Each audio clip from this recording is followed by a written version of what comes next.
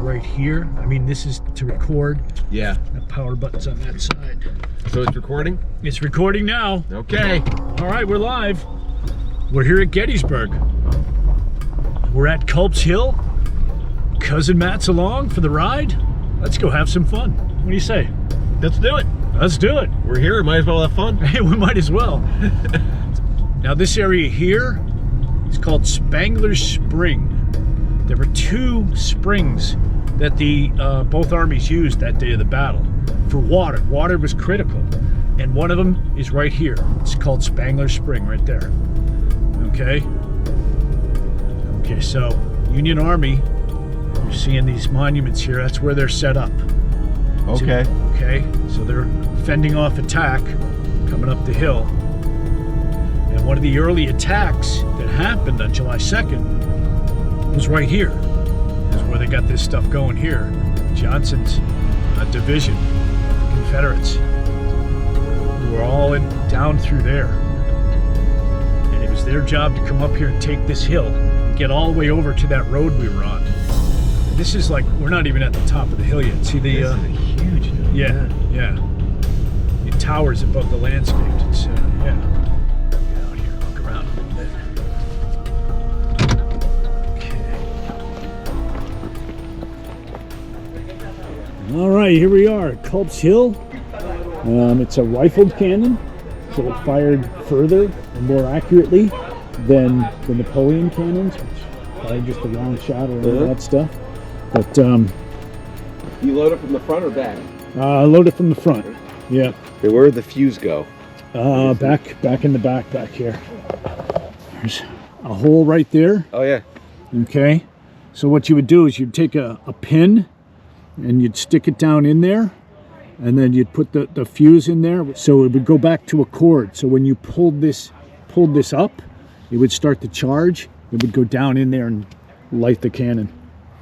So, yeah, this is Culps Hill, and on July... The highest point in Gettysburg? This is one of the highest One of the points. highest. Yeah, Round Top is the Yeah. other high point.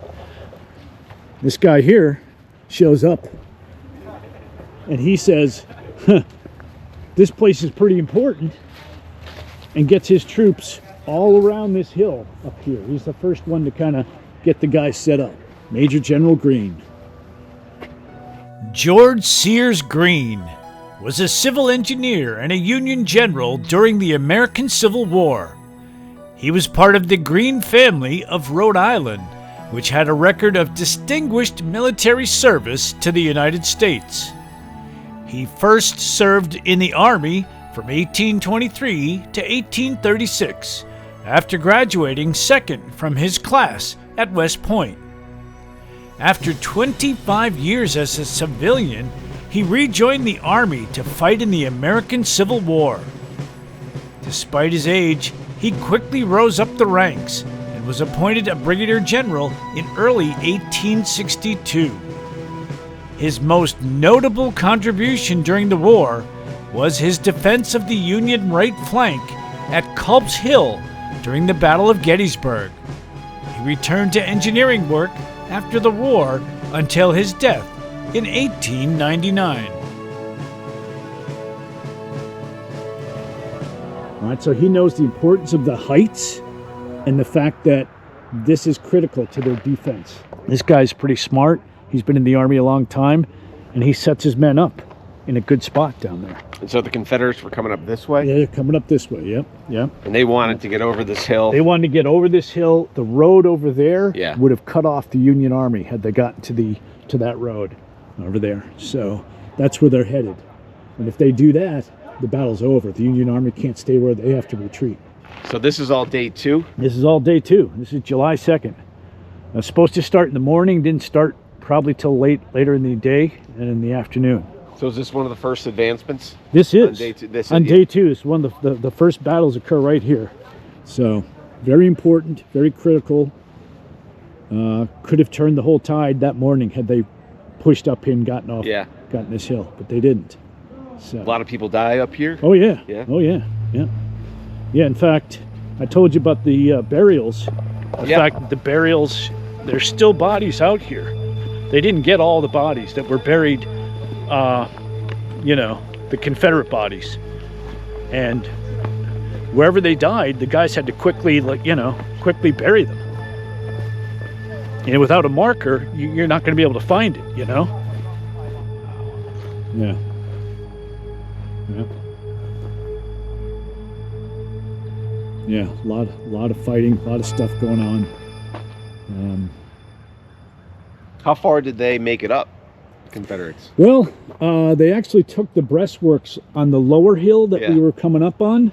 They actually got into those breastworks, and they were able to take the position that night when some of the troops were pulled out to go someplace else. So the Union Army comes back and they find the Confederates in them, and they're like, "Get out!" And the battle continues. And that's in the night. That's at night. It's an effort just to climb. Oh, yeah, yeah. Never mind, once you get up here, you've got to fight the guys. Did they come close?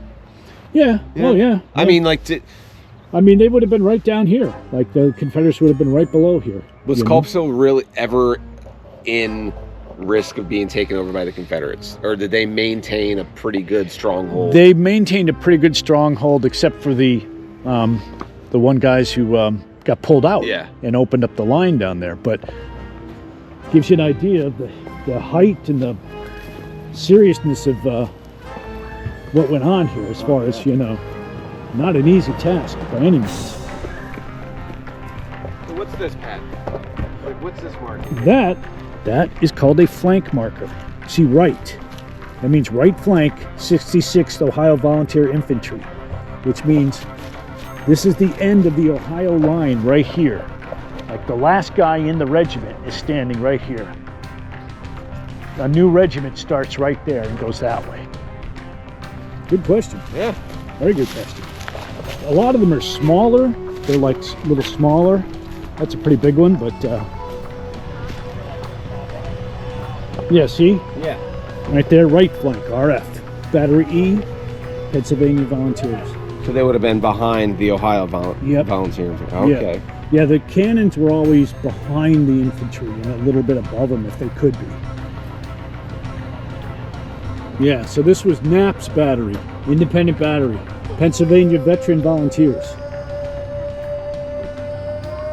See, this is the Napoleon cannon over here. It's a smooth bore, so it can fire anything, which a lot of guys liked. Yeah. So Napoleon cannon, and then what were the big ones over there? That is a 3-inch ordnance rifle. Ordnance rifle. You know, a lot of these in the Army. Very cool. And just the mobilization of these. Yeah, right. To drag them around from battle to battle. Oh, I know. Even getting it up the hill. Well, and then every time it fired, it would move backwards, and you had to roll it back into place. So, and if you weren't careful, a lot of guys would get their foot run over when it would recoil, and they would be injured. But yeah, this was the backbone. Confederates have a lot of these, though? Yeah.